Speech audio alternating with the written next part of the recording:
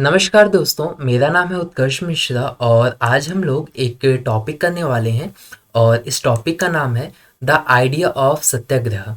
यानी हम यहाँ पर सत्याग्रह का जो आइडिया है उसको समझेंगे, साथ ही साथ हम यहाँ पे कुछ गांधी जी के द्वारा मूवमेंट जो चलाए गए थे उसको भी हम समझने की कोशिश करेंगे। तो चलिए हम शुरू करते हैं। इसके अंदर पहला पॉइंट बताया जा रहा है कि Mahatma Gandhi return to India in January 1915। As you know, he had come from South Africa where he had successfully fought the racist regime with the noble method of mass agitation which he called सत्याग्रह। तो दरअसल इसके अंदर ये बताया जा रहा है कि जो गांधी जी है वो जनवरी 1915 को वापस आए थे इंडिया साउथ अफ्रीका से। और साउथ अफ्रीका के अंदर उन्होंने बहुत ही जैसे रेसिस्ट रिजाइम के खिलाफ उन्होंने वहाँ पे सत्याग्रह किया था, लोगों को एकजुट किया था।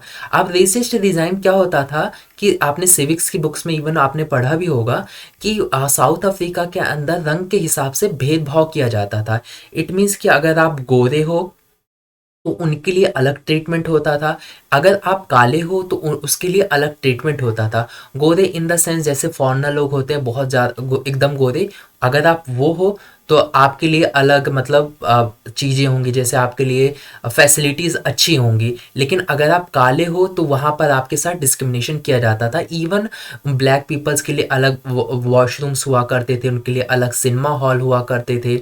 इवन इतनी रिस्ट्रिक्शंस थी वहाँ पर, ब्लैक लोगों की इतना जीना खराब कर रखा था इन लोगों ने कि अगर किसी लोकेलिटी के अंदर वाइट पीपल रहते थे, गोरे लोग रहते थे, तो ये ब्लैक पीपल वहाँ पर जा ही नहीं सकते थे बिना उनकी परमिशन के।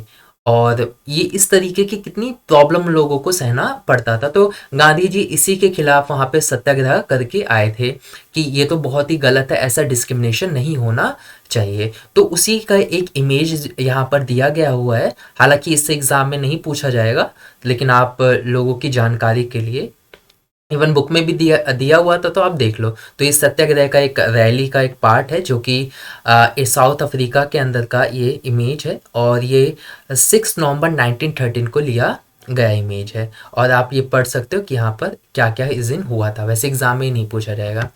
अब जो सत्याग्रह है वो क्या है, ठीक है। It is suggested that if the cause was true, यानी ये सजेस्ट किया जाता है कि अगर आपका कॉज ट्रू है, if the struggle was against injustice, then physical force was not necessary to fight the oppressor। Operation means जो हमें परेशान कर रहा है।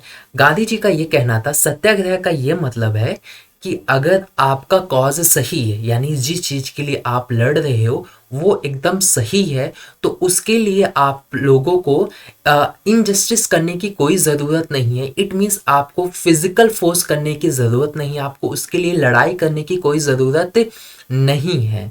ये गांधी जी का कहना था। सत्याग्रह यानी एक ऐसा आइडिया है जहां पे अगर आपको बात किसी से मनवानी है तो आप एक अलग ढंग से मनवाओगे, उससे बातचीत करके मनाओगे, अपनी बात रख के मनाओगे। वहां पे आप वॉयलेंस का यूज नहीं करोगे। इट मीन्स कि आप उससे लड़ नहीं जाओगे कि मेरी बात मान वरना तू गया, ये आप दंगे नहीं करोगे, इस तरीके की चीजें नहीं आप करोगे। एकदम पीसफुली मैनर से आप उससे बात मनवाने की कोशिश करोगे। ये था आइडिया सत्याग्रह का।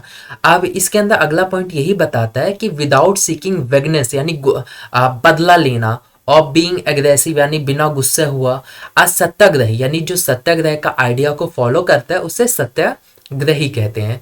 Could win the battle through non violence, यानी अगर कोई भी पर्सन है अगर सत्याग्रह का आइडिया को फॉलो करे तो बिना वॉयलेंस किए अपनी बात मनवा सकता था। तो ये डेफिनेशन आप एज इट इज याद कर लीजिएगा आपको, क्योंकि एज इट इज यही आप लिख दोगे और इतना ज़्यादा बड़ा भी नहीं है। यही इसकी डेफिनेशन यही याद करिए, ठीक है। और इसको इसके नोट्स भी प्रिपेयर कर लेना।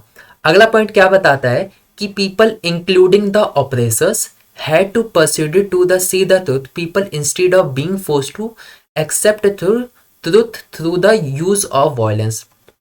इसमें ये बताया जा रहा है कि जब कभी आप अगर मान लो आप वॉयलेंस करते हो, तो आप उस वॉयलेंस के थ्रू उस पर्सन से जो भी आपको परेशान कर रहा है, आप उससे ज़बरदस्ती सच मनवा रहे हो, यानी ज़बरदस्ती आप उससे अपना काम करवा रहे हो। लेकिन अगर आप सत्याग्रह के आइडिया को फॉलो करते हो, तो आप उस पर्सन को ये रियलाइज़ दिला सकते हो कि आपने जो किया है वो गलत किया और आपको ऐसा नहीं करना चाहिए था। तो ये डिफरेंस है थोड़ा, ठीक है। अगर इसके अंदर अगला जो लास्ट पॉइंट बताता है कि वो ये बताता है कि Mahatma Gandhi believe that this धर्म of non violence could unite all Indians. और गांधी जी का ये मानना था कि अगर ये जो नॉन वायलेंस का जो धर्म है, यानी अगर हम वायलेंस ना करें और अपनी बात मनवाए एकदम प्यार के तरीके से, तो ये सारे इंडियंस को जोड़ देगा, एक करके रख देगा। तो ये था इनका सत्याग्रह का कुछ आइडिया।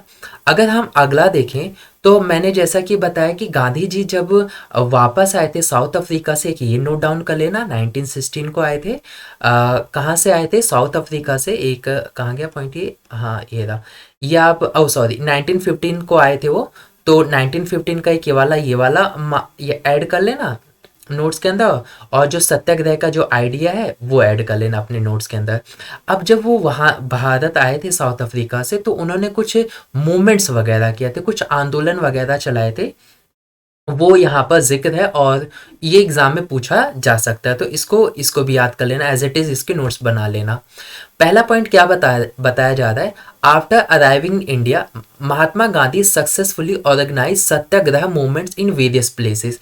यानी जब महात्मा गांधी जी आए थे यहाँ पर इंडिया के अंदर, तो उन्होंने अलग अलग जगहों पे कुछ सत्याग्रह मूवमेंट्स चलाए, यानी सत्याग्रह अपने उस आइडिया को स्प्रेड करने के लिए कुछ आंदोलन वगैरह चलाए। ठीक है, तो एग्जाम में ये भी पूछ लिया जाता है कि कौन कौन से वो आंदोलन थे जब भारत में गांधी जी के रीसेंट कौन से सत्याग्रह मूवमेंट्स चलाए गए थे। तो आप यही तीनों पॉइंट लिख देना, ऐसा करके क्वेश्चन आएगा।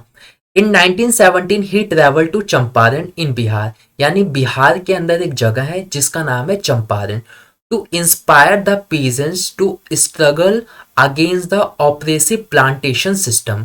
और वहाँ पे वो जाके महात्मा गांधी जी बिहार के चंपारण इलाकों में जाते हैं, और वहाँ पे जो पीजेंट्स रहते हैं, यानी जो फार्मर्स रहते हैं, उनको ये बताते हैं कि जिस हिसाब से ब्रिटिशर्स ने आपको परेशान कर रखा है, ऐसा उनको नहीं करना चाहिए, और उसके खिलाफ महात्मा गांधी जी वहाँ पे जाके आवाज़ उठाते हैं।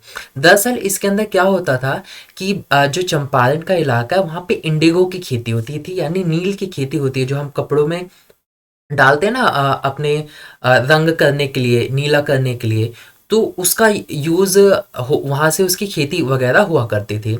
तो क्या होता था कि जो ब्रिटिशर्स है वो ज़बरदस्ती यहाँ पे लोगों पे काम करवाया करते थे। और इंडिगो की सबसे कह सकते हैं ख़राब बात ये थी कि अगर आप इंडिगो को खेती करने के लिए बहुत ही फर्टाइल ज़मीन चाहिए, यानी आपकी जो सॉइल है बहुत ही ज़्यादा फर्टाइल होनी चाहिए।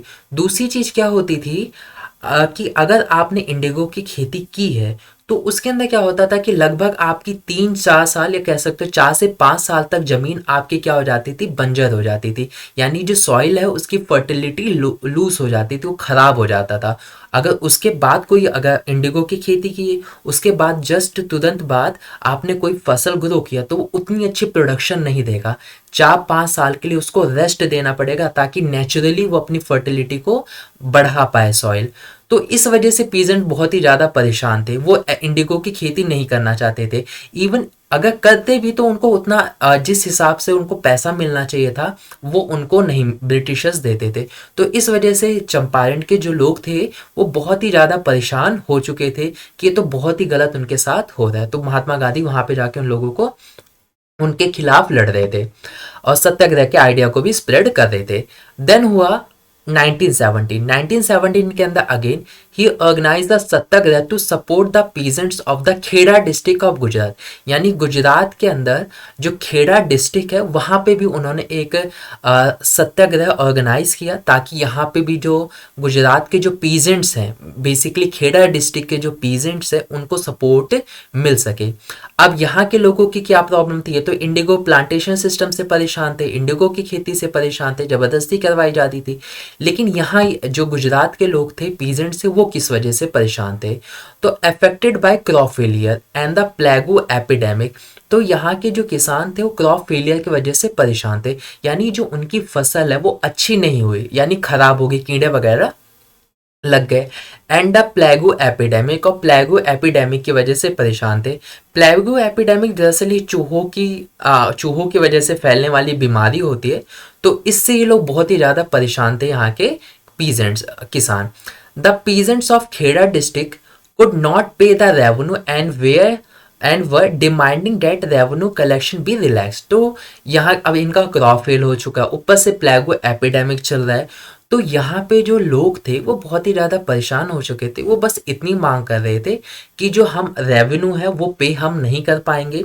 साथ ही साथ वो ये भी डिमांड कर रहे थे कि हमारे जो रेवेन्यू है उसको थोड़ा रिलैक्स किया जाए, यानी उसको थोड़ा कम कर दिया जाए। अगर हम पे आप नहीं मान दे कि आपको पूरा पूरा पे करना है, तो ऐसा करो, कुछ रिलैक्स कर दो ताकि हमें पे करने में आसानी हो पाए। क्योंकि आप देख ही सकते हो क्रॉप फेलियर और प्लेगो एपिडेमिक है।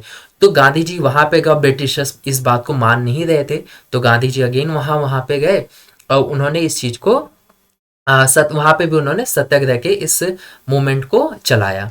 देन वो 1918 में कहाँ गए, महात्मा गांधी अहमदाबाद गए। अगेन वो 1918 में उसी साल महात्मा गांधी कहाँ गए, अहमदाबाद गए 1918 के अंदर। और वो उन्होंने वहां पे सत्याग्रह अगेन उन्होंने मूवमेंट चलाया अमंगस्ट कॉटन मिल वर्कर्स, यानी इस बार वो कहाँ गए, कॉटन मिल वर्कर्स के पास गए और उनसे उनकी प्रॉब्लम वगैरह सुनी। और महात्मा गांधी ने इनको सत्याग्रह के जो आइडिया वगैरह है वो क्या कैसे रन होता है, और इनके खिलाफ, इनके सपोर्ट में महात्मा गांधी जी ने वहां पे सत्याग्रह किया।